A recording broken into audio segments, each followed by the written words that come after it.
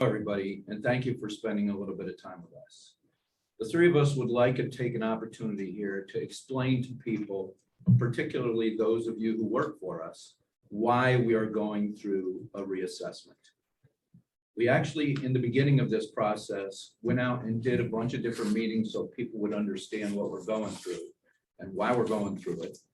But after the numbers went out, we're getting a lot of phone calls, and we would like to be able to reiterate the importance of this process. One of the things that I think we would like you to appreciate is the fact that the commissioners, this Board of Commissioners, sits as the appeals board for people who want to appeal their assessments. Every year, we have a large number of assessments that come through for any given reason. But we take a look and sit with our people from the assessment office, and we go through the appeals process.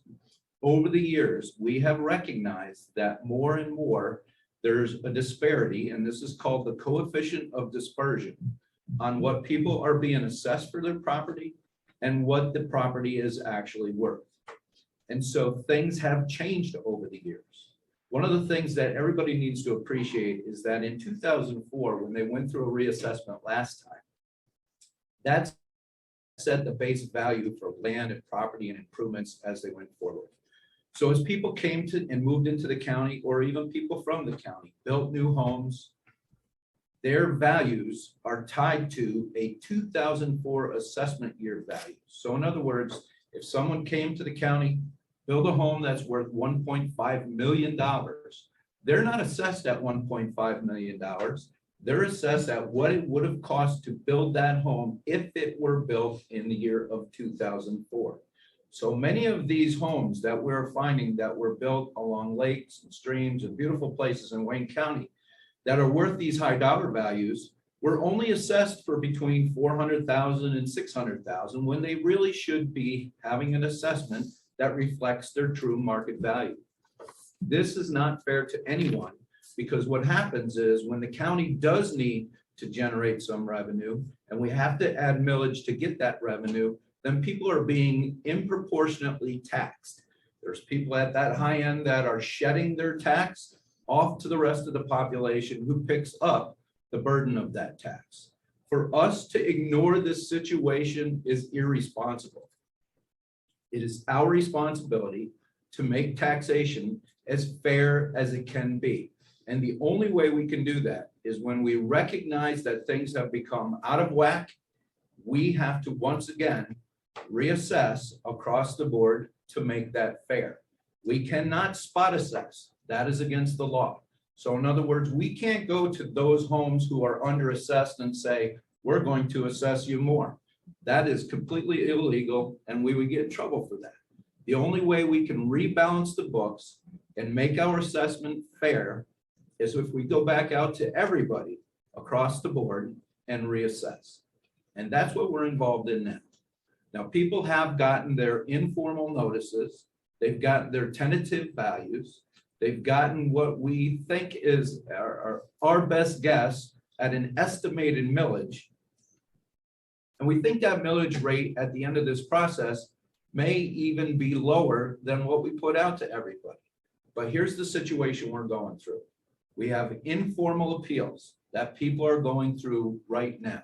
We don't know how much value our overall assessment will change during those informal appeals. We don't know how many people will go into clean and green as a result of this reassessment, where we will also lose some assessed value. And we don't know what we're going to see when we finally get to the formal appeals, where people will sit in front of the commissioners in 3 separate groups. There'll be Jocelyn will have a group, I will have a group, and Joe will have a group where we are listening to appeals. Those 3 processes are apt to change values, and we don't know at what magnitude those values will be changed. So we gave everybody an estimated millage of 3.49 because we were confident that when we look at what happened in other counties, when we look at what happened in the past with people going into clean and green, and what we see now that may be adjustments, that 3.49 was a conservative number and we wouldn't have to go above that. We do think we have room in that number. We do think that if everything goes right, we will be able to reduce that number, but we cannot tell you what that is. We also want everybody to know that the school districts seem to be a concern from a lot of people. They think, well, the county tax isn't really all that bad, but we're going to get slammed from the school districts, or our township or our borough will then slam us with tax.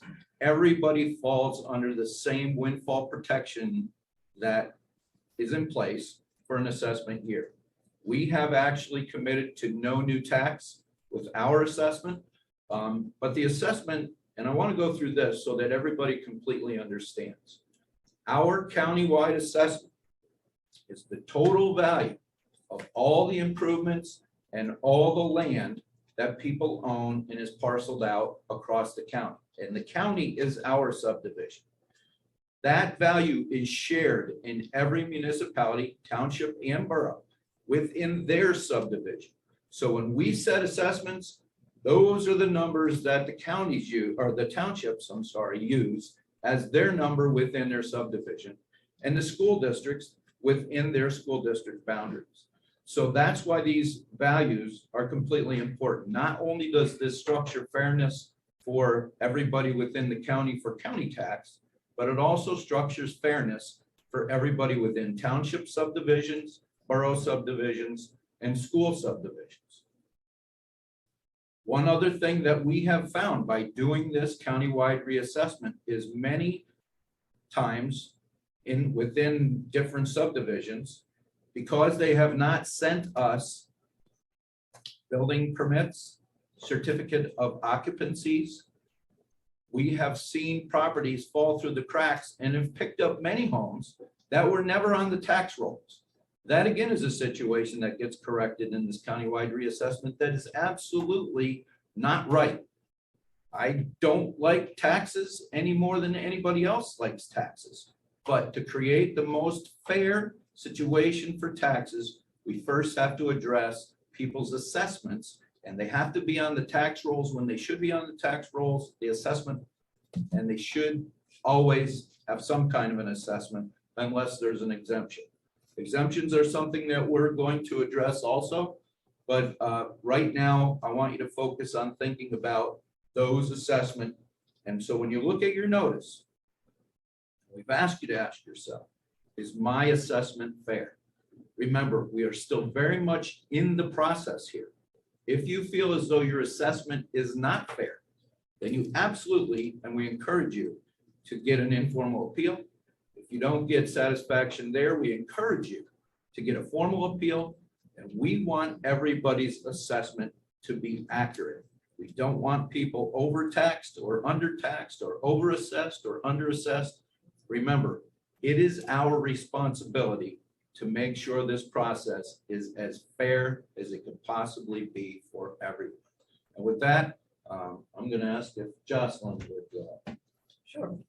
Brian, thank you. And I want to thank everybody for being on the call today and taking the time to join us for this. We have found that the more we talk about this, the more we answer people's questions and concerns, and we are very happy to do that. I want to start by just saying that everything that Brian has said, I do agree with. I've been here for just over 2 years, but in that short time, I saw those inequities. I saw those inconsistencies that Brian is talking about and fully supported moving forward with the countywide reassessment. We feel that the best way we can take care of the tax responsibility for the county is to do it fairly. And again, those inequities were really there because the base year was 17, 18 years ago. So I want to just say too that we've done an awful lot of public speaking on this topic prior to people getting evaluations, and we're going to do another round of them. This information session is for you, our employees, to make sure you guys know that we're here to answer your questions. If you have questions about this past this Zoom call, please call us directly. We're happy to talk to you about it.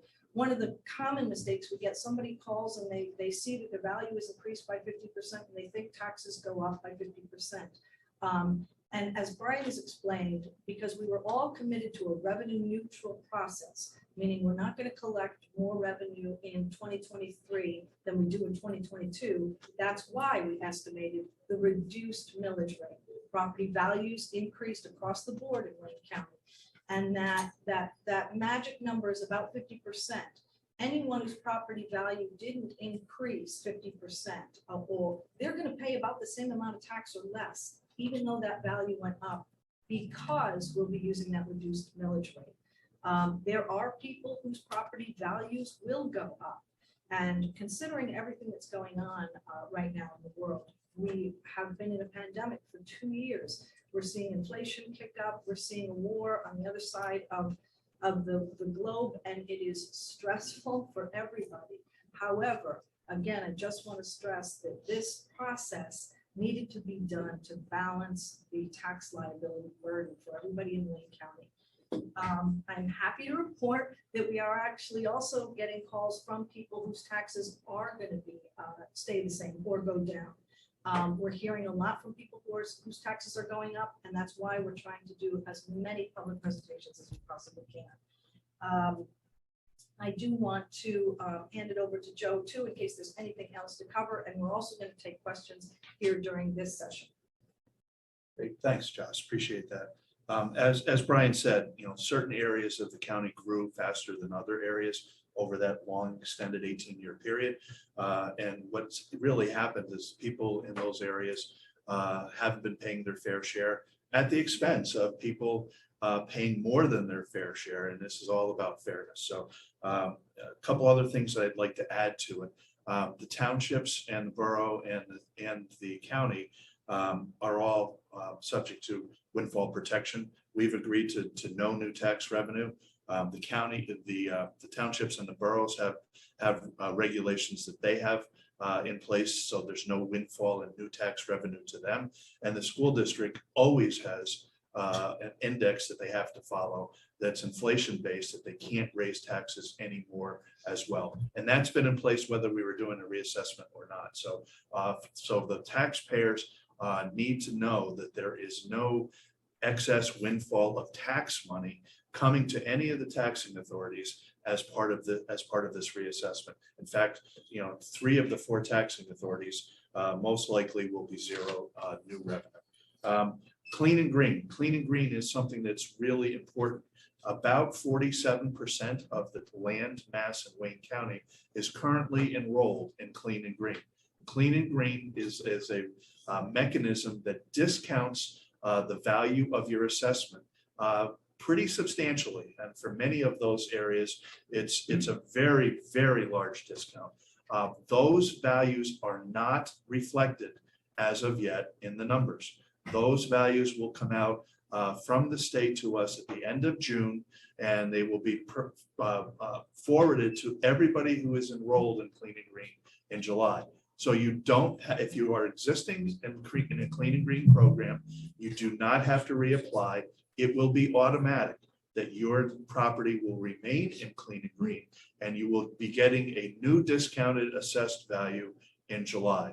And that is, like I said, that's 47% of the land mass in Wayne County. So there are a substantial number of property owners who might look at their current assessment and say, it went up dramatically, a huge number. If they're in Clean and Green, that discount has not been taken out as of yet. The comparable sales time frame, which is an important factor that people are asking about. This process was started in 2018. The comparable sales time frame to actually determine market values based on other sales of similar properties started January 1st, 2019 and ended 30 months later, June 30th of 2021. So half of the time frame was pre-COVID, pre-big run-up in real estate market values, and the other half was after COVID started, and then the real estate market certainly ran up at the end of that period. So just so everybody knows, there was no expectations of COVID, there was no expectations of inflation, there was no expectations of a real estate boom when all of this started. And then just so everybody is fully aware that the outcomes that are there as far as market value, they are not just COVID numbers. They are a 30-month period beginning 15 months prior to COVID. And then the second thing on market value, the outliers, any properties that were way bid up, that were not things that were normal in the marketplace, have been removed. So you're not being compared. If there was a bidding war on a $2 million house and it sold for $2.5 million, it does not, it's a lakefront on Lake Walpolpack. That is not going to be used from a comparison standpoint for all the other houses that are similar. Likewise, if a mother and father sold their daughter a house that they owned right next door for way under the market value, that's an outlier as well. So all of these comparisons have been done by Tyler. The sales study period being that 30-month period, not just trying to catch huge market value increases that happened. And again, it ended on June 30th, 2021. So anything from that point to date is not included in that sales charge or that sales study as well. So, those are a couple things. And so the reality is if the market value overall, as Josh said, in the county, went up 50%, there is going to be a minimum 25% decrease in the millage rate. Right now, that number is higher, but we don't know exactly what it's going to come to because of appeals and clean and green.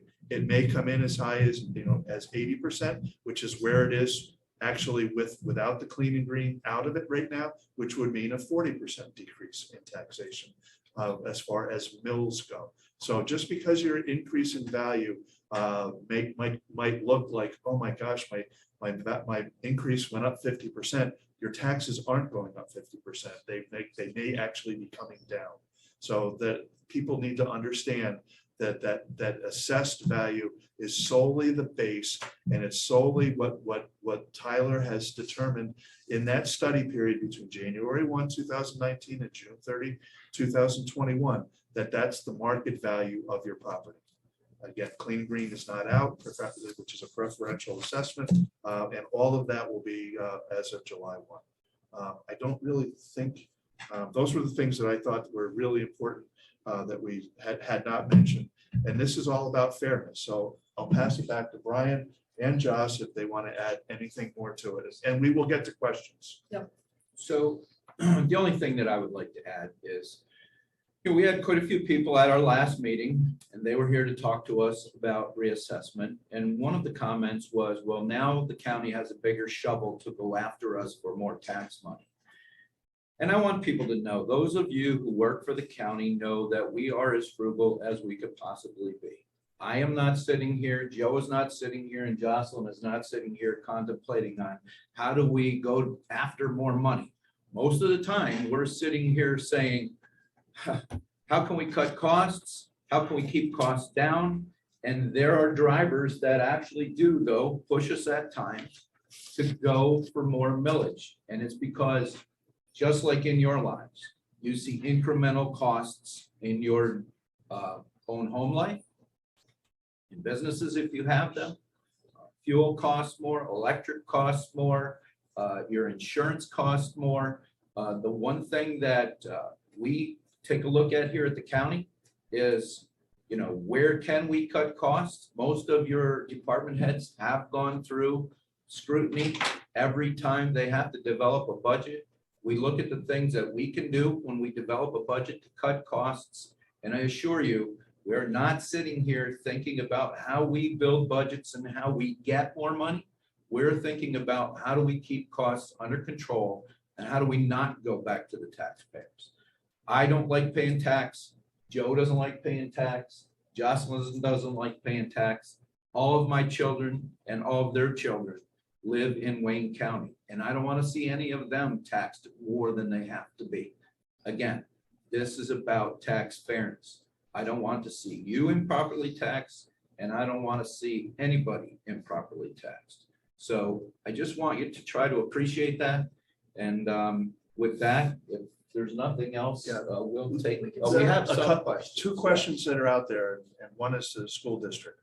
The school district is subject to a total revenue number, and that total revenue number for this year my understanding is 2.9%. They can't raise any more than 2.9% of new tax money that they did before. So what will happen in the school district is the same thing that will happen in the county and in the borough. They will have to take the total new assessed value, and again, this applies for 2023, and they will have to reduce their millage accordingly so that they don't raise any more than what the index allows them to raise.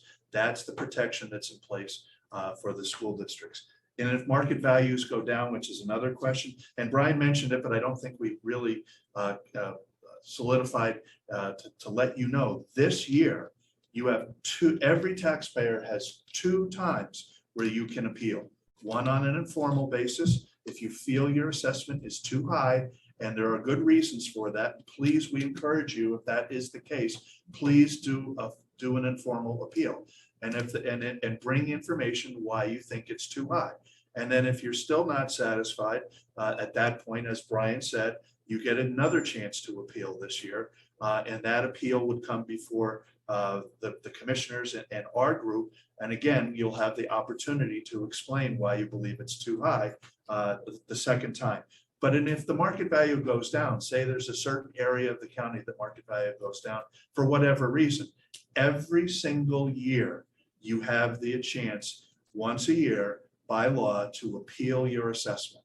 So, and there are times, and as Brian said before, and Josh said, we have dealt with appeals on an ongoing basis every single year.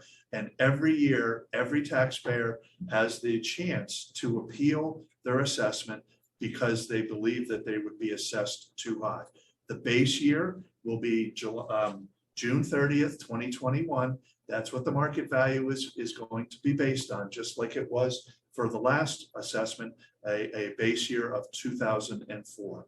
So the assessed values will stay the same, but if your market value goes down for some reason, something happens, the value of the community goes down, or it's now in the floodplain and it wasn't before, or the neighborhood now has a junkyard that was just approved right next to you. All of those things can change the value of your home, and every one of those you have once a year to be able to appeal. And again, if that does happen, we encourage you to appeal. I just want to add a couple things really quickly. Joe's absolutely right. We want you to make sure our data is correct. Our goal with the reassessment was fairness. And if our data is not accurate, then we don't get that fairness that we're hoping for. So this informal appeal process is available to you to make sure that the data that's driving that value is correct. I want to encourage you to call quickly, though, because there is a window to get those informals done. I think it's this Friday. If you miss that window, as Joe mentioned, the formal appeal process, the next step is actually coming in front of assessment boards, which will include your commissioners. In the meantime, you're our county employees. If you have questions and you just want to have a better understanding of this as it pertains to your specific situation, every single one of us welcomes your call, and you can call us directly. Just a couple quick things to spell it out so people are clear. I know most of you know this, but some people, taxes are, it can be confusing. I want to remind everybody that what we're talking about is 2023 values. 2022 tax bills went out already. That is based on the current value of your home. Everything that we're talking about will apply in 2023. And the whole reason these values are tentative is because we don't wrap up this process until the end of the year, after those appeals are done and after our budgeting is done, when we will then change our estimated millage rate of 3.49 to what it is actually going to be. That will all be done at budget time at the end of the year. And as Joe and Brian have said, we do think that we have overestimated that millage and hope to see that perhaps even go down further. And your tax bill that you will get for the school district, and I see there's another question regarding the school district. For this year, those bills are usually dated August 1st and go out in August. They will not be reflective of these new values yet either, because they won't be finalized. So the tax bill that you recently got that has the county and the township or borough these numbers do not apply. That was old numbers. And the next bill that everybody is going to get in the late summer, early fall for school taxes, these new numbers on assessments will not apply either. as well. And that the next question is anything being done for the older population regarding school, especially school taxes. Again, the three things that have been done. Number one was there's an Act 1 index that they can't go higher than inflation. And that's a windfall and a spending protection. The second thing that was done is called the Homestead Exemption. And hopefully that Homestead Exemption at some point will have more money added to it at the state level. That comes from the state. There's no guarantee of that, but I know that that's been talked about pretty heavily at the state level. And that Homestead Exemption is you have to be that has to be your permanent home or permanent farm, homestead farmstead exemption. That comes from gambling revenue at the state level. And the third thing that had been done, all that it did, it didn't make taxes be lower, but you had the option to pay your school taxes over an extended period of time if it was a homestead. So you didn't have to pay it all at one shot in the fall. You had an opportunity to spread that out August through December into 3 or 4 payments. But it is a concern of all of us. And as Brian said, nobody likes to raise taxes. The county in 10 of the last 13 years has not raised taxes. We have done our best that we possibly could do to not raise taxes. I know the townships and the boroughs feel the same way, and we know the school district feels the same way. Nobody wants to raise taxes, but inflation happens, and healthcare happens, and population changes, and things that are mandated that cause costs to go higher. Unfortunately, sometimes it has to happen. But we try our very best at the county level to do everything we can do to live within the means that we have and not raise taxes, and have done that at least 10 of the last 13 years. And so I want everybody also, as our employees, and that's who we're talking to today, to appreciate there's a few things that drive what we do here as far as taxes. And I'll explain to you how they drive that and how sometimes they create opportunity where we don't have to raise taxes. So when we first look at the fact that we want to have increases incrementally on wages, most of you probably think there are not enough of increases, but we would like to get back in. This year we did a 3% increase. We want to have people who are being adequately compensated for what they are doing. That increases our costs. No way around it. 2 other drivers, very important to understand these. First of all, our healthcare costs. Our healthcare costs on an annual basis, we are budgeting now about $6 million to take care of healthcare costs for you as our employees or employees of the county. So here's what happens with healthcare costs. If we have good luck, and it's luck, and we pray for good luck, then you as our employees don't have heart attacks, strokes, renal diseases, catastrophic situations that drive those costs beyond what we've budgeted. So if we budget $6 million and we only spend $4 million, that's a big number for us. And we have $2 million ahead going into the next year. That's a carryover. Now we don't have to raise taxes. However, if we have bad luck, if you have bad luck, and we don't need very many catastrophic situations to drive those costs beyond that $6 million, now we can burn up any carryover that we have plus, and guess what? We may end up, just because of that, looking at an increase or a need for an increase in millage to get the revenue we need to pay our bills. The other driver besides our compensation and besides our healthcare benefit, and it's a big one, is our annual retirement contribution. There are times where I have seen our annual retirement contribution as low as $700,000. But if the market does poorly, and we have to actually pay what it's going to cost us to keep up on our annual retirement, we will pay it. We've made that commitment, but it could be as high as $2.5 million. That's a big difference in what we're looking at the end of the year and what we may have left over. So again, These are three things and only three things, and there are more, because again, we have to look at incremental costs across the board, as well as try to balance that with the things that we can try to save on. So I hope as our employees, you can appreciate that we're not sitting here contemplating on how we're going to get more money or how we're going to hurt people more on taxes. We are literally contemplating on how we keep taxes to a minimum and how we make taxation as fair as it can possibly be. And I would submit for that last question, what's being done about taxation? We're doing it now. We are trying to make this as fair as it can possibly be. And once again, it is irresponsible for a commissioner to sit in this chair and not correct the situation that we know is incorrect. So it is what it is. We're taking our shots. You know, a lot of people are upset, but a lot of people are sticker shocked because of what they see on those notices.